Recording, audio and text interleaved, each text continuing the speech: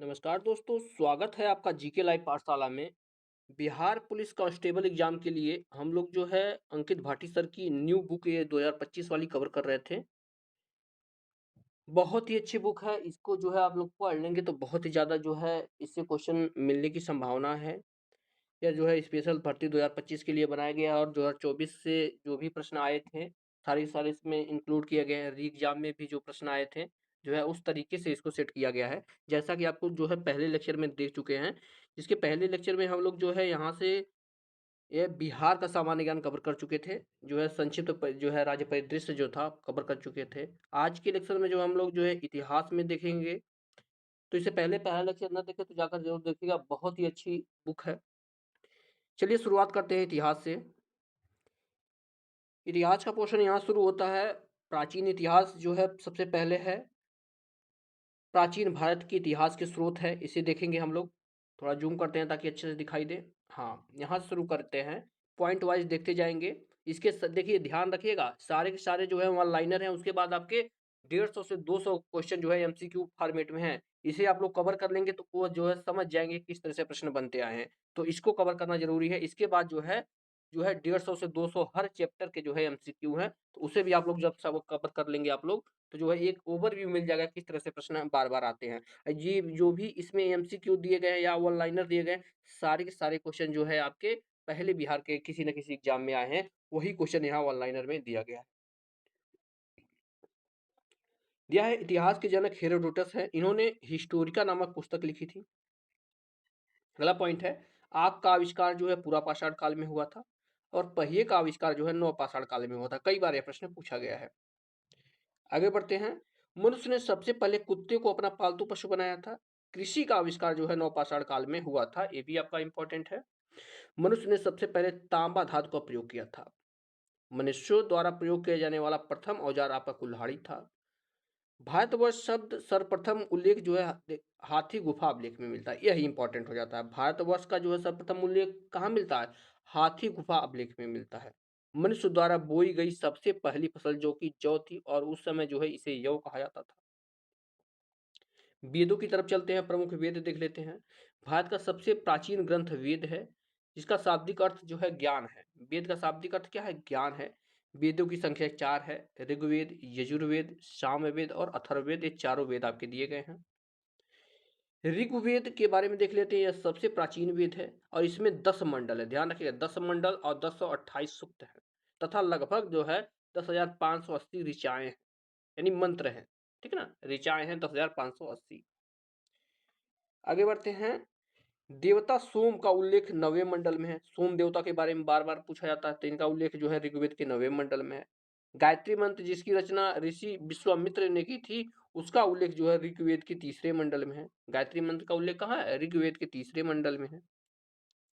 आगे बढ़ते हैं, यजुर्वेद, यह वेद गद्य और पद दोनों में लिखा गया है। पूछा जाता है कई बार क्वेश्चन कि कौन सा वेद जो है गद्य पद दोनों में है, तो यजुर्वेद है। सामवेद की तरफ बढ़ते हैं, इस वेद में संगीत की जानकारी मिलती है, इसलिए इसे जो है भारतीय संगीत का जनक कहा जाता है। यहीं अथर्ववेद की तरफ बढ़ते हैं, यह वेद सबसे बाद में लिखा गया और इसे आधुनिक वेद भी कहते हैं। इस वेद में जादू टोना, तंत्र मंत्र, चिकित्सा, विवाह तथा लौकिक जीवन का उल्लेख मिलता है। पुराणों की बात करते हैं तो पुराणों की कुल संख्या 18 है। पुराणों के रचयिता लोमहर्ष व उनके पुत्र उग्रश्वा है। कई बार पूछा गया कि पुराणों के रचयिता कौन है? कौन है? लोमहर्ष और उनके पुत्र उग्रश्वा। अर्थशास्त्र के लेखक चाणक्य हैं, जिन्होंने विष्णुगुप्त तथा कौटिल्य के नाम से भी जाना जाता है। चाणक्य के अन्य कौन कौन नाम है? विष्णुगुप्त और कौटिल्य, कई बार पूछा गया है। आगे बढ़ते हैं, राजतरंगी पुस्तक के लेखक कल्हड़ हैं।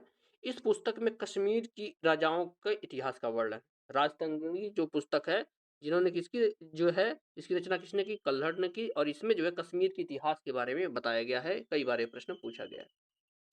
आगे बढ़ते हैं, अष्टाध्यायी को देख लेते हैं। इसके लेखक जो है पाणिनि हैं। यह संस्कृत व्याकरण की पुस्तक है। भारत का सबसे प्राचीन नगर मोहनजोदड़ो था, जिसे जो है मृतकों का टीला कहा जाता था। अब देखते हैं मोहनजोदड़ो के बारे में। इसके जो है स्थल जो था मोहनजोदड़ो, यह जो है हड़प्पा है और इसके खोजकर्ता जो है दाराम साहनी है, और यह जो है प्रेजेंट टाइम में पाकिस्तान में है और रावी नदी के तट पर। कई बार पूछा गया है कि मोहनजोदड़ो या हड़प्पा किस नदी के तट पर स्थल है? तो हड़प्पा जो है आपके रावी नदी के तट पर स्थित है और यह जो है लोकेशन इसका पाकिस्तान है। खोज आपके दयाराम साहनी ने किया था, यह भी इंपॉर्टेंट हो जाता है। अगला स्थल देखते हैं जिसका नाम है मोहनजोदड़ो। यह है आपके जो है इसकी खोजकर्ता राखालदास बनर्जी ने किया था। इसका भी जो है लोकेशन पाकिस्तान है और यह सिंधु नदी के तट पर स्थित है। चंदोड़ो की बात करते हैं तो अर्नेस्ट मैके ने इसकी खोज की थी। ये भी पाकिस्तान में स्थित है और सिंधु नदी के तट पर स्थित है। रोपड़ जो है आपका यज्ञदत्त शर्मा ने इसकी खोज की थी। पंजाब में यह स्थित है और सतलज नदी के तट पर स्थित है। कालीबंगा जिसे काले रंग की चूड़ियों के लिए जाना जाता है, इसकी खोज जो है बाल कृष्णन थापर ने किया था। कालीबंगा की खोज बाल कृष्णन थापन, ये आपके राजस्थान में स्थित है और घग्गर नदी के तट पर स्थित है। अगला है आपका आलमगीरपुर। इसकी खोजकर्ता जो है यज्ञदत्त शर्मा ने की थी और यह जो है मेरठ उत्तर प्रदेश में स्थित है और हिंडन नदी के तट पर स्थित।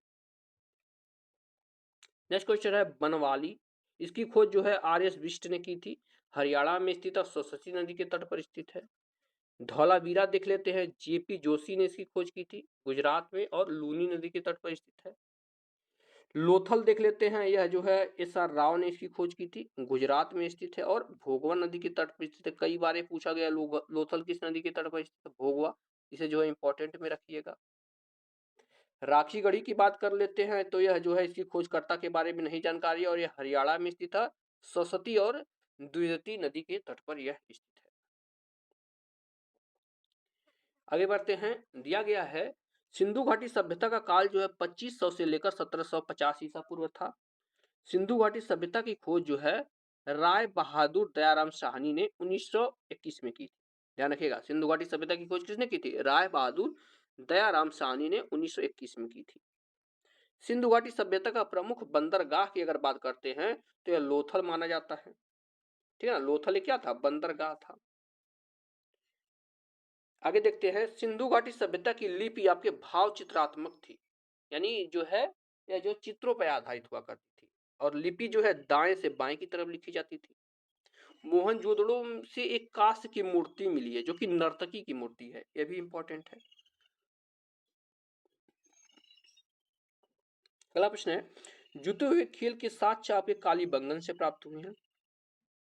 मोहनजोदड़ो से प्राप्त सबसे प्राचीन या बड़ी इमारत आपकी अन्नागार है, सबसे बड़ी इमारत। अगला पॉइंट है, अग्निकुंड लोथल तथा कालीबंगन से प्राप्त हुए हैं। कालीबंगन का अर्थ काले रंग की चूड़ियां हैं, कई बार यह चीज पूछा गया है। नेक्स्ट पॉइंट है, चावल की साक्ष्य लोथल से प्राप्त हुए हैं। चावल के साक्ष्य कहां से मिले हैं? लोथल से। सिंधु सभ्यता के लोग मातृ देवी की पूजा करते थे, ये भी इंपॉर्टेंट हो जाता है। किसकी? मातृ देवी की पूजा करते हैं। सिंधु घाटी सभ्यता से इतने ही प्रश्न बनने की संभावनाएं ज्यादा रहती है। अब आते हैं आपके वैदिक सभ्यता पे। वैदिक सभ्यता, वैदिक काल को 2 भागों में विभाजित किया जाता है। पहला आपका ऋग्वैदिक काल जो कि 1500 से 1000 ईसा पूर्व था। दूसरा आपका उत्तर वैदिक काल जो कि आपकी 1000 से 600 ईसा पूर्व माना जाता है। आर्य द्वारा निर्मित सभ्यता वैदिक सभ्यता थी। आर्य शब्द का अर्थ है श्रेष्ठ। कई बार ये भी प्रश्न पूछा गया, आर्य का मतलब क्या होता है? तो श्रेष्ठ होता है। आर्यों की भाषा संस्कृत थी और यह ग्रामीण सभ्यता थी। सभा एवं समिति राजा को सलाह देने वाली संस्था थी। आज देखते हैं स्त्रियों के बारे में क्या कहा गया है। अगला पॉइंट है, स्त्रियां जो है किसी भी फंक्शन में भाग ले सकती थी। यह ऋग्वेद की बात हो रही है। आर्यों का प्रिय प्रिय पदार्थ सोमरस था, सोमरस, और यह वनस्पति से बनाया जाता था। यहीं उपनिषदों को देख लेते हैं। उपनिषदों की कुल संख्या 108 मानी जाती है। आर्यों का प्रिय पशु घोड़ा और प्रिय देवता इंद्र थे। इंपॉर्टेंट बन जाता है। सबसे प्रिय पशु क्या था? घोड़ा, और प्रिय देवता आपके इंद्र थे। अब प्रमुख दर्शन देख लेते हैं और उसके प्रवर्तक, यानी कौन से दर्शन के प्रवर्तक कौन थे। एक तरफ दर्शन है, दूसरी तरफ प्रवर्तक। योग दर्शन के प्रवर्तक आपके जो है पतंजलि थे। न्याय दर्शन के गौतम माने जाते हैं। चार्वाक दर्शन के चार्वाक माने जाते हैं। सांख्य दर्शन के जो है प्रवर्तक कपिल मुनि माने जाते हैं। सबसे प्राचीन दर्शन यही है आपका। कौन सा सबसे प्राचीन दर्शन कौन सा है? आपका सांख्य दर्शन है। आगे देखते हैं, पूर्व मीमांसा के संस्थापक जैमिनी माने जाते हैं। उत्तर मीमांसा की अगर यही बात करते हैं तो इसके प्रवर्तक आपके बदरायण माने जाते हैं, और वैशेषिक दर्शन के प्रवर्तक जो है कणाद या उलूक माने जाते हैं। सारे के सारे इंपॉर्टेंट है, आप लोग जिसको ध्यान में रखिएगा। अब बढ़ते हैं जैन धर्म की तरफ। जैन धर्म को देख लेते हैं। दिया गया है, जैन धर्म के संस्थापक तथा प्रथम तीर्थंकर ऋषभदेव आदिनाथ थे। जैन धर्म के 23वें तीर्थंकर पार्श्वनाथ थे, जो काशी के राजा अश्वसेन के पुत्र थे। किसके पुत्र थे? अश्वसेन के। अगला पॉइंट है, महावीर स्वामी जैन धर्म के 24वें तथा अंतिम तीर्थंकर थे। जैन धर्म में कर्मफल से मुक्ति हेतु निम्न त्रिरत्न का अनुशासन किया गया है। ठीक है ना। त्रिरत्न जैन धर्म में कौन कौन है? पहला है सम्यक दर्शन, फिर सम्यक ज्ञान, और तीसरा है सम्यक आचरण। तीनों को ध्यान में रखिएगा, कई बार पूछा गया। अब यहाँ महावीर स्वामी जी के बारे में देख लेते हैं, क्योंकि यह जो है बिहार से ज्यादातर संबंधित रहे हैं, तो यहाँ से क्वेश्चन बार बार बनते आए हैं। इनका जन्म जो है 540 ईसा पूर्व कुंडग्राम वैशाली बिहार में हुआ था। इनके पिता का नाम सिद्धार्थ, जो कि जात्रिक कुल के प्रधान थे। कई बार ये पूछा गया है। माता का नाम आपकी त्रिशला था, जो कि लिच्छवी शासक चेटक की बहन थी। इनकी पत्नी का नाम यशोदा था, और पुत्री का नाम प्रियदर्शना था, या प्रियदर्शनी भी कहा जाता है। ठीक है ना। इनके दामाद की अगर बात करते हैं, जिनका नाम जो है जामाली था, गृहताग इन्होंने 30 वर्ष की आयु में बड़े भाई नंदीवर्धन, कई बार ये पूछा गया, नंदीवर्धन की अनुमति से किया था।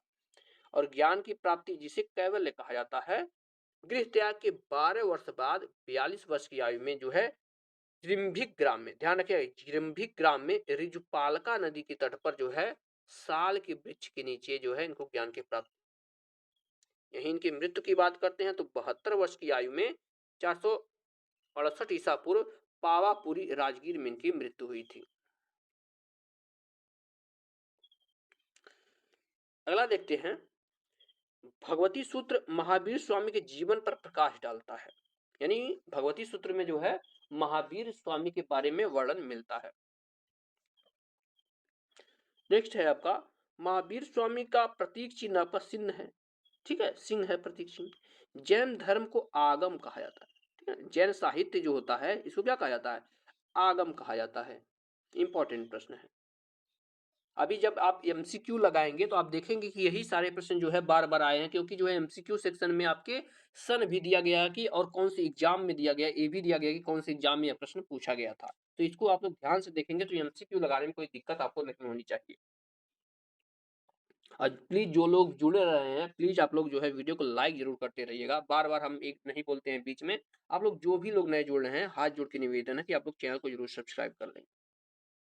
आगे आते हैं, जैन धर्म तीर्थंकरों की जीवनी कल्पसूत्र नामक पुस्तक में है, जो भद्रबाहु द्वारा लिखी गई है। यानी कल्पसूत्र पुस्तक किसके द्वारा लिखी गई है? भद्रबाहु जी के द्वारा लिखी गई है।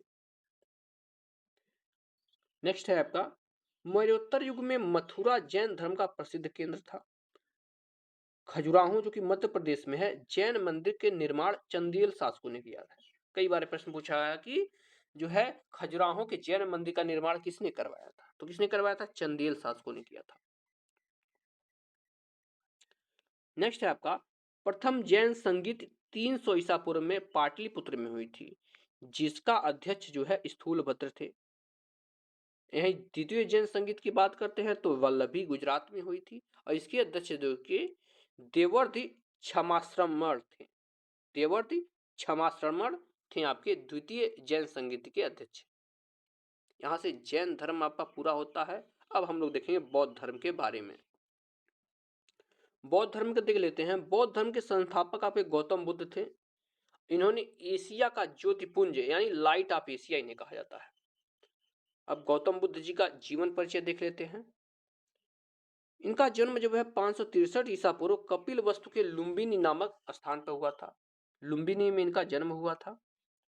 और इनके बचपन का नाम जो है सिद्धार्थ था। बचपन का नाम सिद्धार्थ था। इनके पिताजी का नाम सुद्धोधन था। सुद्धोधन के पिताजी का नाम था, जो कि साक्यगढ़ के प्रधान थे। यानी साक्यगढ़ के जो है इनके पिताजी क्या थे? मुखिया थे। ये भी प्रश्न कई बार पूछा गया है। आगे बढ़ते हैं। इनकी माता माया देवी थी।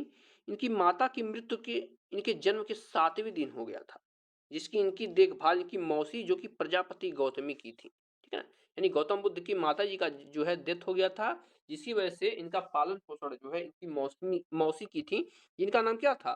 प्रजापति गौतमी था। कई बार ये भी पूछा गया है। पत्नी के बारे में देख लेते हैं। इनकी पत्नी का नाम जो है यशोधरा। गौतम बुद्ध का विवाह जो है 16 वर्ष की आयु में हो गया था और इनके पुत्र का नाम राहुल था। इन्होंने गृह त्याग जो है 29 वर्ष की आयु में कर दिया था, जिसे बौद्ध धर्म में महाभिनिष्क्रमण कहा गया। यानी बौद्ध धर्म में जो है गृह त्याग को क्या कहा गया? महाभिनिष्क्रमण कहा गया है। प्रथम उपदेश देख लेते हैं। इन्होंने प्रथम उपदेश जो है सारनाथ में दिया, जिसे धर्मचक्र प्रवर्तन कहा गया। प्रथम उपदेश दिया था। मृत्यु के बारे में आते हैं। इनकी मृत्यु जो है 483 ईसा पूर्व में 80 वर्ष की आयु में कुशीनगर उत्तर प्रदेश नामक स्थान पर हो गई, जिसे बौद्ध धर्म में महापरिनिर्वाण कहा गया है। यानी महापरिनिर्वाण इनका जो है कहा हुआ था? कुशीनगर में, जिसे जो है कभी कभी ऑप्शन में आपके कुशीनारा दे दिया जाता है, तो यह जो है उत्तर प्रदेश में कुशीनगर में हुई थी। अब गौतम बुद्ध से जीवन से संबंधित जानकारी देख लेते हैं। घटना और चिन्ह क्या है? इनके जन्म का चिन्ह जो है कमल एवं सांड है। गृहत्याग का आपका घोड़ा है। ज्ञान का जो है चिन्ह पीपल का वृक्ष है, क्योंकि उसके नीचे मिला था। यही निर्वाण की बात करते हैं तो पद चिन्ह आ जाता है, और मृत्यु का प्रतीक जो है इनकी स्तूप। बौद्ध धर्म में कुल 4 संगतियां हुई हैं। बौद्ध धर्म में जो है कुल 4 संगतियां हो गई हैं। चारों को देख लेते हैं। प्रथम बौद्ध संगति की बात करते हैं तो 483 ईसा पूर्व में हुआ था, जो कि राजगृह में, और इसके अध्यक्ष जो है महाकश्यप थे और किसके शासनकाल में हुआ था? अजातशत्रु के समय में हुआ था। यह चीज इंपॉर्टेंट है, कई बार पूछा। सेकंड बौद्ध संगति की बात करते हैं, द्वितीय, जो कि 383 ईसा पूर्व में होते हैं। ध्यान रखिएगा 100 साल बाद हुआ था। 483 383, और यह जो है वैशाली में हुआ था। और इसके अध्यक्ष जो है साब कमीर थे। देखिए अध्यक्ष के बारे में बार बार नहीं पूछा था, लेकिन जो है शासनकाल के बारे में बार बार पूछा जाता है, लेकिन आप लोग दोनों को ध्यान में रखिएगा। इसके अध्यक्ष जो है साब कमीर थे, और यह जो है काला शोक के समय में हुआ, ठीक है ना? काला शोक के समय में हुआ था।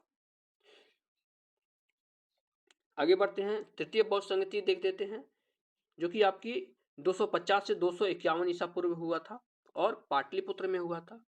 और इसके अध्यक्ष जो है मोगलीपुत्र तीर्थ थे, ठीक है ना? मोगलीपुत्र तीर्थ थे, और यह जो है अशोक के समय में हुआ था। चौथी बौद्ध संगीत जो है प्रथम शताब्दी में हुआ था, और यह जो है कुंडल वन कश्मीर में हुआ था। अध्यक्ष इसके जो है वसुमित्र थे, और यह जो है कनिष्क के शासन काल में हुआ।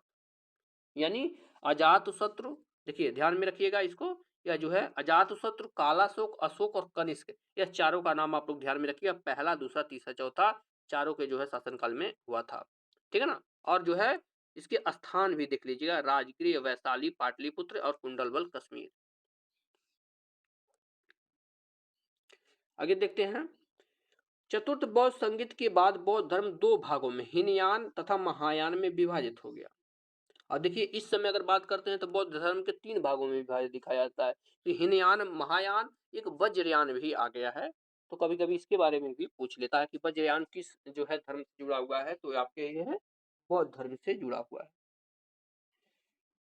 नेक्स्ट है आपका बौद्ध साहित्य को 3 पिटक कौन कौन है बौद्ध साहित्य में? एक सुत्त पिटक है, एक विनय पिटक है, एक अभिधम्य पिटक है। यानी बौद्ध धर्म के त्रिपिटक है, जिसे जो है त्रिपिटक कहा जाता है।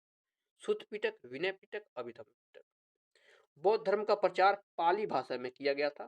किस भाषा में किया गया था? पाली भाषा में इसका प्रचार प्रसार ज्यादा हुआ था। अब बढ़ते हैं ईसाई धर्म के बारे में। छोटी छोटी नॉलेज है, कभी कभी पूछ ली जाती है, तो इसको भी देख लेते हैं। ईसाई धर्म का संस्थापक जो है ईसा मसीह को माना जाता है। इन्हें यीशु के नाम से भी पुकारा जाता है। ईसाई धर्म का प्रमुख ग्रंथ जो है बाइबिल है। इंपॉर्टेंट है, कई बार पूछा गया है। ईसा मसीह का जन्म जो है जेरूशलम के निकट बैथलेहम में हुआ था, ठीक है ना? बैथलेहम जो कि जेरूशलम के निकट है, इसमें वहां पर हुआ था। आगे बढ़ते हैं। ईसा मसीह के जन्म को क्रिसमस के रूप में मनाया जाता है। यानी क्रिसमस डे जो होता है वो उन्हीं के जन्मदिन को मनाया जाता है। ईसा मसीह को फांसी पर रोमन गवर्नर पेंटियस ने, ध्यान रखिएगा कई बार ये पूछा गया, इनको जो है फांसी किसने दिया था? रोमन गवर्नर पेंटियस ने चढ़ाया था। यह आपका जो है ईसाई धर्म हो गया। अब आते हैं इस्लाम धर्म को देखते हैं। इस्लाम धर्म के संस्थापक जो है हजरत मोहम्मद साहब थे। हजरत मोहम्मद साहब हजरत मोहम्मद साहब का जन्म जो है 570 ईसा पूर्व मक्का में हुआ था। इनके पिताजी का नाम अब्दुल्ला तथा माता का नाम अमीना था। कई बार ये पूछा गया है तो आप लोग इसको भी ध्यान में जरूर रखिएगा, अमीना था। आगे देखते हैं, हजरत मोहम्मद साहब को 610 ईस्वी में मक्का के पास हीरा नामक गुफा में ज्ञान की प्राप्ति हुई। कौन सी गुफा में? हीरा नामक। आगे बढ़ते हैं, 622 ईस्वी को पैगंबर मक्का से मदीना की यात्रा को इस्लाम धर्म में हिजरी संवत, ध्यान रखिएगा, हिजरी संवत के नाम से जाना जाता है। आगे बढ़ते हैं, हजरत मोहम्मद साहब की शादी 25 वर्ष की आयु में खदीजा नामक विधवा से हुई थी। किससे हुई थी? खदीजा नामक विधवा से हुई थी। कुरान इस्लाम धर्म का पवित्र ग्रंथ है। कुरान जो है इस्लाम धर्म का पवित्र ग्रंथ है। हजरत मोहम्मद साहब की मृत्यु 632 ईस्वी में हुई थी तथा इन्हें मदीना में दफनाया गया था। ठीक है ना, इन्हें क्या है? मदीना में दफनाया गया था।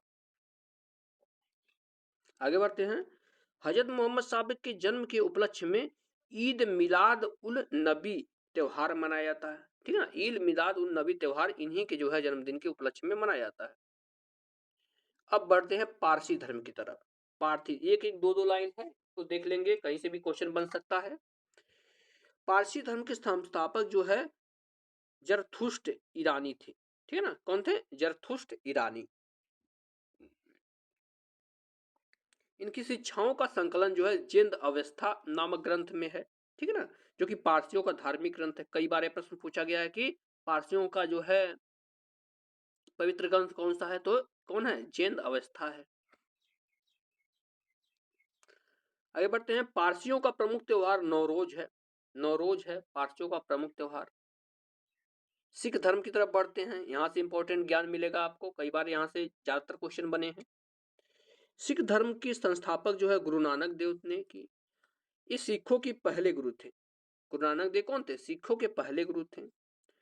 गुरु नानक देव ने लंगर जिसे जो है पंगत के नाम से जाना था, व्यवस्था का प्रचलन कराया। इन्होंने अनेक संगत यानी धर्मशाला का स्थापना किया। अगला पॉइंट है, गुरु नानक देव का जन्म जो है 1469 ईस्वी में तलवंडी जो कि ननकाना साहिब में हुआ था। गुरु नानक देव की मृत्यु जो है 1539 ईस्वी में करतारपुर में हुई थी। इनकी मृत्यु 1539 ईस्वी में करतारपुर में हुई थी। आगे बढ़ते हैं, गुरु अंगद सिखों के दूसरे गुरु थे। इनका मूल नाम लहना था। कई बार पूछा गया है कि किस सिख गुरु का जो है मूल नाम लहना था, तो इनका नाम। गुरुमुखी लिपि का आरंभ गुरु अंगद ने किया था। गुरुमुखी लिपि का आरंभ किसने किया था? गुरु अंगद ने किया था। नेक्स्ट पॉइंट है, गुरु अर्जुन देव सिखों के पांचवें गुरु थे। इन्होंने आदि ग्रंथ की रचना की। आदि ग्रंथ की रचना किसने की थी? गुरु अर्जुन देव ने की थी।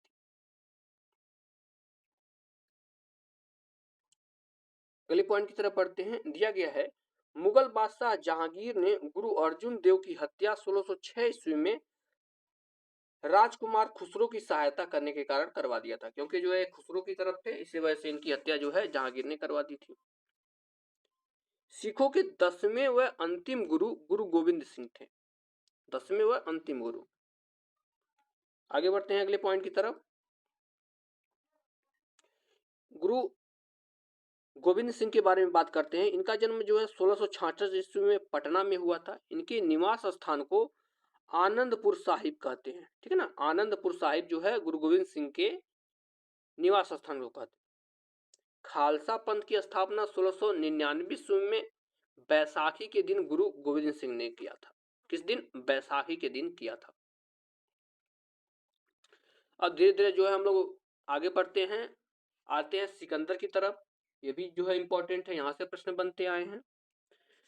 सिकंदर का जन्म जो है 356 ईसा पूर्व में हुआ था।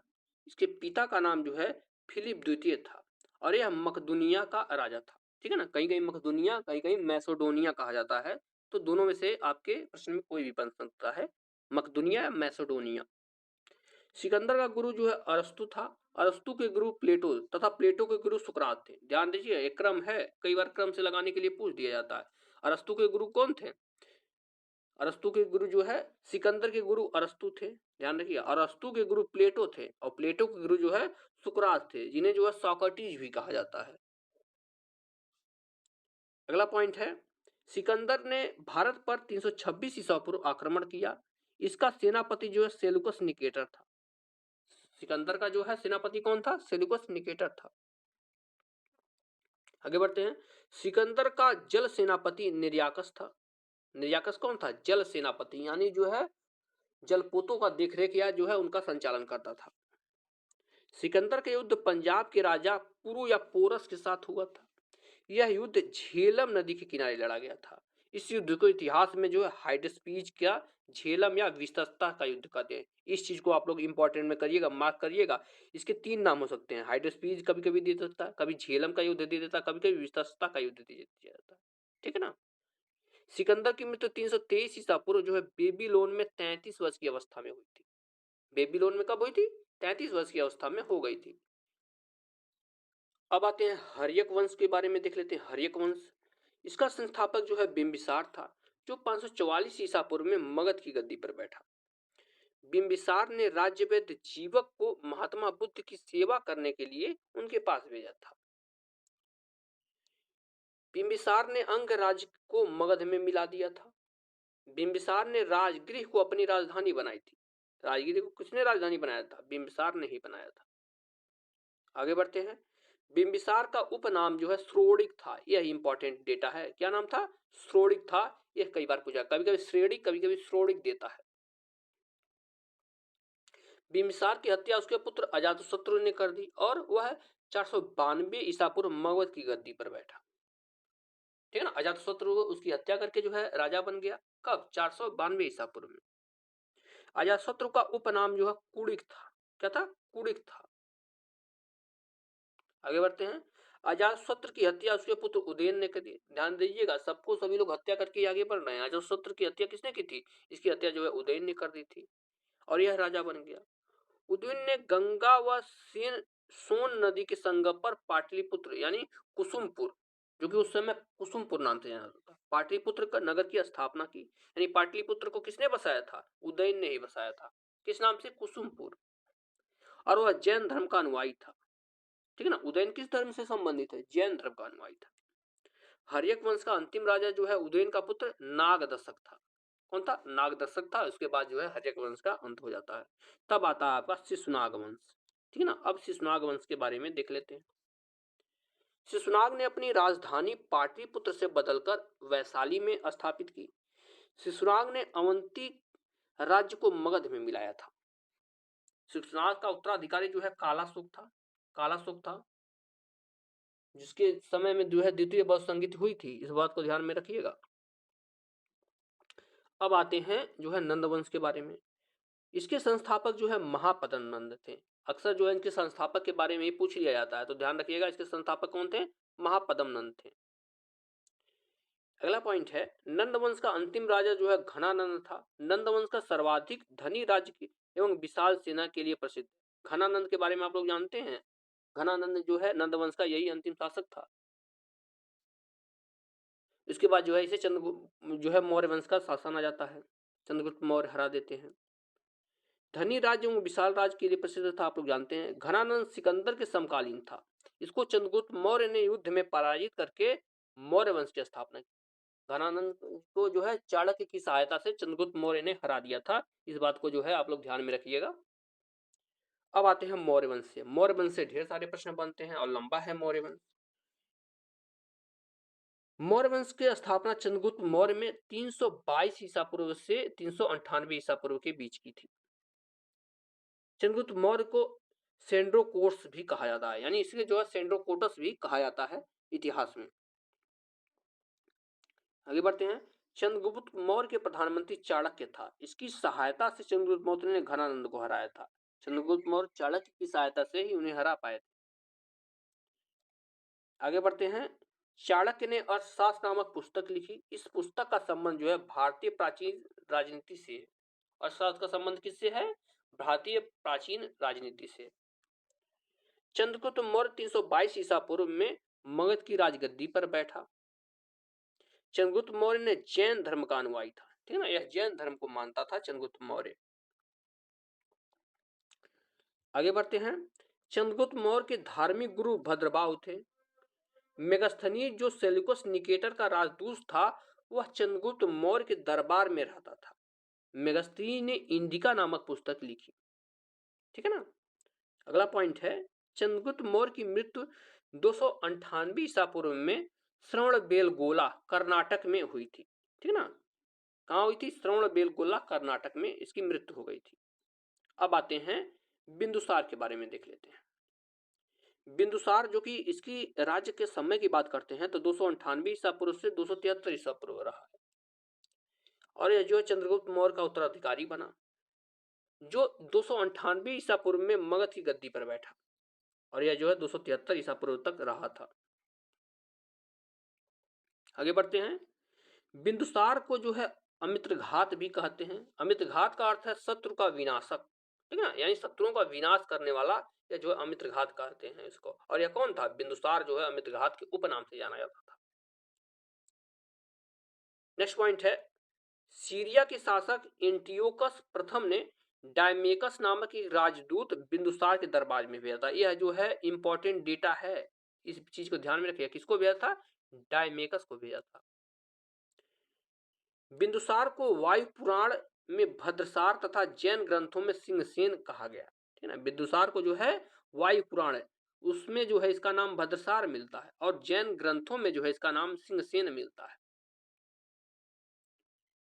अब यहां से आगे बढ़ते हैं, अशोक को देखते हैं। अशोक जो है 273 से लेकर 232 ईसा पूर्व राजगद्दी पर था, और जो है यह जो है महान शासक के नाम से जाना जाता है। बिंदुसार का उत्तराधिकारी जो है अशोक महान हुआ, जो 269 ईसा पूर्व में मगध की राजगद्दी पर बैठा। अशोक ने कश्मीर में श्रीनगर नामक जो है शहर बसाया था। श्रीनगर की स्थापना किसने की थी? तो यही अशोक ने की थी। राजगद्दी पर बैठते समय अशोक अवंती का राज्यपाल था। पुराणों में अशोक को अशोक वर्धन कहा गया है।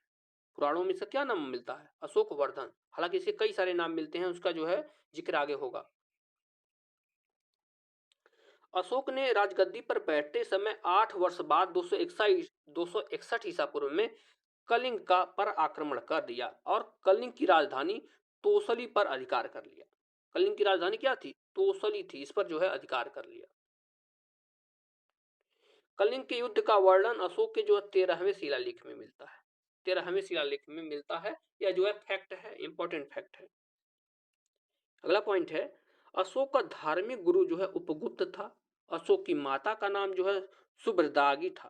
ठीक है ना, सुभदाग्री, ध्यान रखिएगा इनकी माता का नाम। आगे बढ़ते हैं। अशोक ने बौद्ध धर्म के प्रचार के लिए अपने पुत्र महेंद्र एवं पुत्री संघमित्रा को श्रीलंका भेजा था। यही पता चल जाता कि अशोक जो है बौद्ध धर्म का अनुयायी था, यानी बौद्ध धर्म को फॉलो करता था। आगे बढ़ते हैं।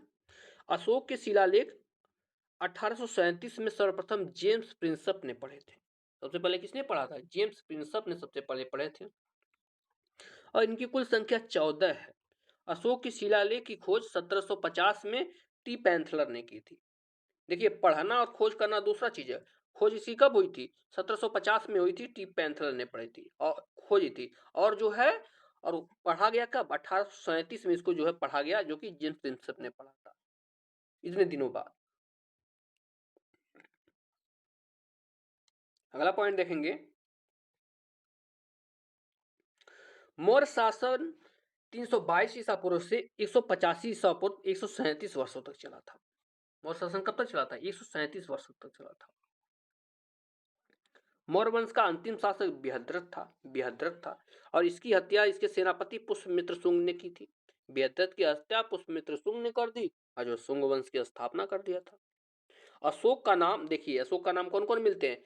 देव नाम प्रिय, प्रियदर्शी, यानी देवताओं के प्रिय भी हैं। इस नाम भी इसके इसे जो है इस नाम से भी जाना जाता है। कौन कौन? देव नाम प्रिय और प्रियदर्शी के नाम से भी जाना जाता है। नेक्स्ट पॉइंट बढ़ते हैं शुंग वंश की तरफ। पुष्यमित्र शुंग ने 185 ईसा पूर्व शुंग वंश की नींव डाली, और वह मौर्यों का सेनापति था। वह ब्राह्मण जाति का था। आगे बढ़ते हैं। शुंग काल में मनुस्मृति, ध्यान रखिएगा क्या है? शुंग काल में मनुस्मृति के वर्तमान स्वरूप की रचना की गई। पुष्यमित्र शुंग ने अपने पुरोहित पतंजलि को से 2 अश्वमेध यज्ञ कराए। पुष्यमित्र शुंग को कलिंग नरेश खारवेल ने पराजित किया था। भरहुत स्तूप का निर्माण पुष्यमित्र शुंग ने करवाया था, यह इंपॉर्टेंट है। भरहुत स्तूप का निर्माण किसने करवाया था?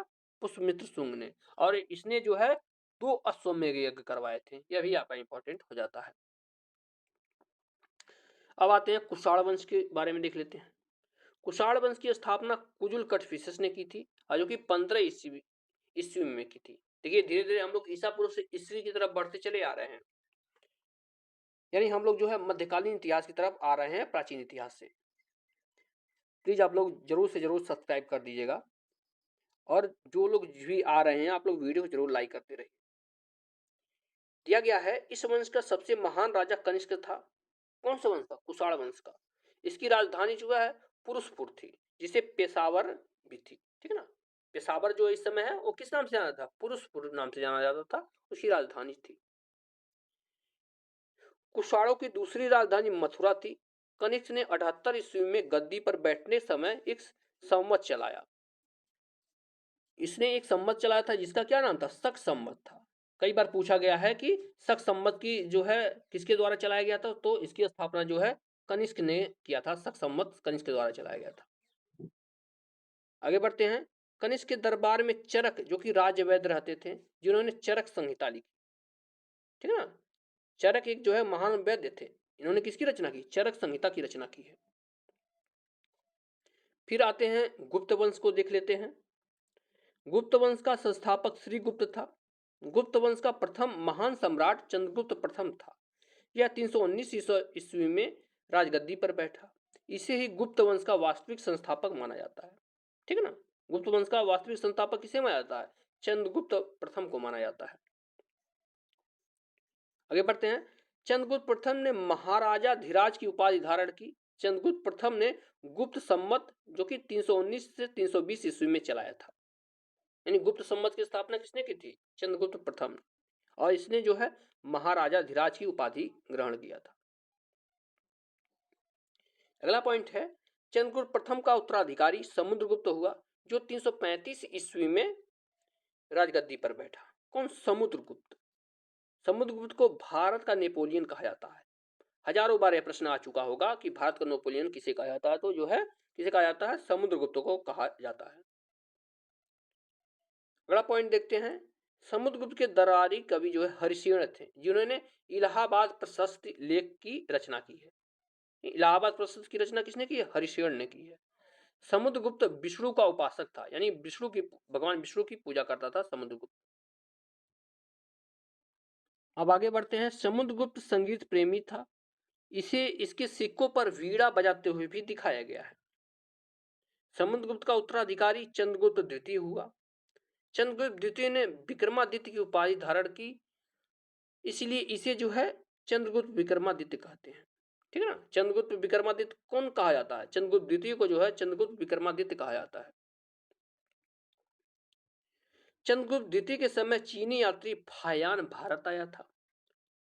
चंद्रगुप्त द्वितीय के दरबार में आर्यभट्ट, धनवंतरी, ब्रह्मगुप्त, वाराहमिहिर जैसे विद्वान रहते थे, और यह जो है बहुत ही फेमस आदमी है। आर्यभट्ट हो गए, धनवंतरी, ब्रह्मगुप्त, वाराहमिहिर, ये सब जो है किसके दरबार में रहते हैं? चंद्रगुप्त विक्रमादित्य के दरबार में रहते थे।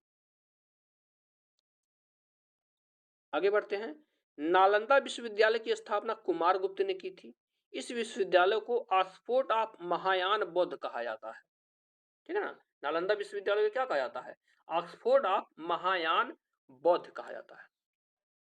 हुड़ों का आक्रमण स्कंदगुप्त के काल में हुआ था। हुड़ों का आक्रमण कब हुआ था? उस समय जो है स्कंदगुप्त का समय चल रहा था। जूनागढ़ अभिलेख में हुड़ों को मलेच्छ कहा गया है।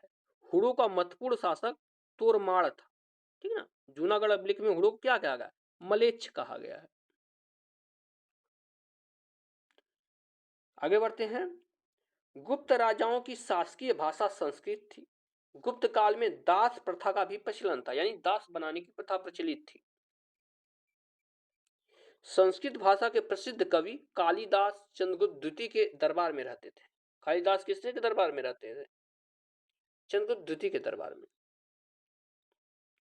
कालिदास द्वारा रचित अभिज्ञान शकुंतलम प्रथम भारतीय रचना है जिसका अनुवाद जो है यूरोपीय भाषा में हुआ। आगे बढ़ते हैं। सांस्कृतिक उपलब्धियों के कारण गुप्त काल को भारत का इतिहास का स्वर्ण युग कहा जाता है। गुप्त काल क्या कहा जाता है? भारतीय इतिहास का जो है स्वर्ण युग कहा जाता है। आगे बढ़ते हैं। पुष्पभूति वंश या वर्धन वंश को देख लेते हैं। छोटा सा टॉपिक है। इसकी स्थापना जो है पुष्पभूति था। इसकी राजधानी थानेश्वर जो कि हरियाणा में प्रेजेंट टाइम में स्थित है। इसकी पुत्र का नाम राजश्री था। ठीक है ना। पुष्पभूति का पुत्र का नाम क्या था? पुत्री का नाम राजश्री था। राजश्री का विवाह जो है कन्नौज के शासक गृहवर्मन के साथ हुई थी। आगे बढ़ते हैं। हर्ष और पुलकेशिन द्वितीय के बीच नर्मदा नदी के तट पर युद्ध हुआ जिसमें हर्ष की पराजय हुई थी। इसमें जो है हर्ष हार गया था। ठीक है ना। हर्षवर्धन को हराने वाला कौन था? पुलकेशिन द्वितीय था। कई बार पूछा गया है। चीनी यात्री ह्वेनसांग हर्षवर्धन के दरबार में आया था। वह नालंदा विश्वविद्यालय में पढ़ने के लिए भारत आया था। ह्वेनसांग ने शूद्रों को कृषक कहा। ठीक है ना। ह्वेनसांग ने शूद्रों को क्या कहा? कृषक कहा। अगला पॉइंट है। बाणभट्ट हर्षवर्धन का दरबारी कवि था जिसने हर्षचरित तथा कादम्बरी नामक पुस्तक लिखी। कई बार हर्षचरित और कादम्बरी के बारे में पूछा गया है। हर्षवर्धन द्वारा रचित नाटक कौन कौन है? इन्होंने 3 पुस्तक लिखी थी हर्षवर्धन। तीनों के नाम जो है इंपॉर्टेंट में आप लोग स्क्रीनशॉट ले लीजिए। क्या क्या था? प्रियदर्शिका था, रत्नावली थी और नागानंद। ये तीनों की रचना जो हर्षवर्धन ने की थी। अब कुछ दक्षिण जो है भारत के वंश देख लेते हैं। पहला आता है पल्लव वंश। इसका संस्थापक जो है सिंह विष्णु थे पल्लव वंश के। आगे बढ़ते हैं। महाबलीपुरम का रथ मंदिर का निर्माण जो है पल्लव राजा नरसिंह वर्मन प्रथम ने करवाया था। कौन? महाबलीपुरम के रथ मंदिर का निर्माण नरसिंह वर्मन के प्रथम ने करवाया था। अगला पॉइंट है। नरसिंह वर्मन द्वितीय का दरबारी कवि संस्कृत विद्वान दंडी था जिसे जो है 10 कुमार चरित्र नामक पुस्तक की रचना की। तो 10 कुमार चरित्र पुस्तक की रचना किसने की थी? दंडी या दांडी ने की थी। फिर बढ़ते हैं हम लोग चोल वंश देख लेते हैं। चोल वंश। इस वंश के संस्थापक जो है विजयलाल था। राजा विजयालय जो थे यह जो है नरकेसरी की उपाधि धारण की थी। विजयालय ने कौन सी उपाधि धारण की थी? नरकेसरी की उपाधि इन्होंने धारण की थी। अगला पॉइंट है। इनकी राजधानी तंजौर थी। राजराज प्रथम ने श्रीलंका पर आक्रमण किया। वहां के राजा महेंद्र पंचम को भागना पड़ा था। राजराज प्रथम शैव धर्म का अनुयायी था। किसका था? शैव धर्म का। तंजौर में स्थित राजराजेश्वर मंदिर को राजराज प्रथम ने बनवाया था। यह मंदिर भगवान शिव को समर्पित है। किसको समर्पित है? भगवान शिव को यह मंदिर समर्पित। चोल वंश का अंतिम शासक जो है राजेंद्र तृतीय थे। कौन थे? राजेंद्र तृतीय। इसके बाद जो है राष्ट्रकूट वंश देख लेते हैं। राष्ट्रकूट वंश। इसकी संस्थापक जो है दंत दुर्ग थे। इसकी राजधानी जो है मणिकर या मानखेत थी। इसके उत्तराधिकारी जो है कृष्ण प्रथम थे। किस वंश के? राष्ट्रकूट वंश के। एलोरा के प्रसिद्ध कैलाश मंदिर का निर्माण जो है कृष्ण प्रथम ने करवाया था। कभी कभी इसका नाम आता है, कभी कभी आ जाता है कि एलोरा के कृष्ण मंदिर का निर्माण, कैलाश मंदिर का निर्माण किसने करवाया था? तो आ जाता है कि राष्ट्रकूट वंश के शासकों ने करवाया था। या सीधे तौर पे नाम पूछा जाए तो जो है कृष्ण प्रथम ने करवाया था। पाल वंश के बारे में देख लेते हैं। पाल वंश। इसकी स्थापना जो है 750 ईस्वी में गोपाल ने की थी। पाल वंश के सबसे जो है महान शासक कौन थे? धर्मपाल थे। इतना ही क्वेश्चन पूछा जाता है, इससे ज्यादा डिटेल में नहीं जाता है। अब बढ़ते हैं गुर्जर प्रतिहार वंश। गुर्जर प्रतिहार वंश। इस वंश की स्थापना जो है हरिश्चंद्र नामक राजा ने की थी। इस वंश का प्रथम वास्तविक महत्वपूर्ण शासक कौन थे? नागभट्ट प्रथम को बताया गया है। मिहिर भोज प्रथम 836 से 885 ईस्वी तक इस वंश का प्रतापी शासक था। अगला पॉइंट देखते हैं। मिहिर भोज राष्ट्रकूट शासक कृष्ण द्वितीय को हराकर मालवा प्राप्त किया था। नेक्स्ट पॉइंट है। मिहिर भोज ने अपनी राजधानी कन्नौज को बनाया। इसके काल में अरब यात्री सुलेमान भारत आया था। ठीक है ना। सुलेमान भारत कब आया था? यह जो है मिहिर भोज के शासनकाल में भारत आया था। और इस वंश का अंतिम शासक जो है यशपाल थे। कौन थे? यशपाल। तोमर वंश को देख लेते हैं। तोमर वंश की स्थापना जो है अनंगपाल तोमर ने किया था। कब? 736 ईस्वी पूर्व में किया था। इसने जो है दिल्ली नगर की स्थापना की और इसे अपनी राजधानी बताया। तो दिल्ली को किसने बसाया था? बहुत बार पूछा गया है। अनंगपाल तोमर ने जो है दिल्ली को बसाया था और इसे अपनी राजधानी बताया। अब बढ़ते हैं चंदेल वंश को देख लेते हैं। चंदेल वंश की स्थापना जो है नन्हुक ने 9वीं शताब्दी में की थी। इसकी राजधानी खजुराहो थी। यशोवर्मन ने खजुराहो के प्रसिद्ध चतुर्भुज मंदिर विष्णु मंदिर का निर्माण करवाया। यह जो है चंदेल वंश से पूछे जाने वाले प्रश्न थे। देखिए इसमें जो है सबसे ज्यादा जो है वंश और उसके संस्थापक के बारे में पूछा जाता है। तो एक बार जो है इस पे सरसरी नजर डाल लेते हैं। जैसे हर्यक वंश की स्थापना बिंबिसार ने किया था। शिशुनाग वंश की स्थापना आपके शिशुनाग ने किया था। नंद वंश की स्थापना महापद्म नंद ने। मौर्य वंश की स्थापना चंद्रगुप्त मौर्य ने किया था। आगे बढ़ते हैं। शुंग वंश की स्थापना पुष्यमित्र शुंग ने किया था। कौरव वंश की बात करते हैं तो इसकी स्थापना जो है वासुदेव ने किया था। सातवाहन वंश की स्थापना सिमुक ने किया था। कुषाण वंश की स्थापना कुजुल कटफिशिस ने किया था। गुप्त वंश को देख लेते हैं। इसकी स्थापना श्रीगुप्त ने किया था। वाकाटक, ध्यान रखिए, वाकाटक वंश की स्थापना जो है विंध्य शक्ति ने किया था। किसने किया था? विंध्य शक्ति ने किया था। अगला पॉइंट है वर्धन वंश की स्थापना पुष्पभूति ने किया था। चोल वंश की स्थापना विजयालय ने किया था। पल्लव वंश की स्थापना सिंह विष्णु ने किया था। राष्ट्रकूट वंश की स्थापना दंतिदुर्ग ने किया था। पाल वंश की स्थापना जो है गोपाल ने किया था। चौहान वंश की स्थापना वासुदेव ने किया था। अगला पॉइंट है परमार वंश की स्थापना उपेंद्र ने किया था। चंदेल वंश की स्थापना नन्हुक ने किया था। वर्मन वंश की स्थापना पुष्यवर्मन ने। तो इस तरह से हमने जो है प्राचीन इतिहास पूरा का पूरा कवर कर लिया है। इसके बाद के लेक्चर में जो है हम लोग मध्यकालीन इतिहास देखेंगे, भी पूरा कर लेंगे। एमसीक्यू पूरा का पूरा जो है इतिहास का एक साथ दिया गया है, जिसमें जो है 300 या 400 प्रश्न पूरे के पूरे हैं। तो जो है मध्यकालीन इतिहास, उसके बाद आधुनिक इतिहास, जो है शाम तक पूरा लेक्चर मिल जाएगा आपको, और साथ ही साथ जो है इसके एमसीक्यू भी मिल जाएंगे। तो आप लोग प्लीज, हम इतना आप लोग कर लिए हैं तो आप लोग प्लीज हाथ जोड़ के निवेदन है कि आप लोग जो है जरूर साथ दीजिए, चैनल को जरूर सब्सक्राइब कीजिए और दोस्तों के साथ शेयर भी करते रहिए। मिलते हैं नेक्स्ट लेक्चर में, तब तक के लिए धन्यवाद।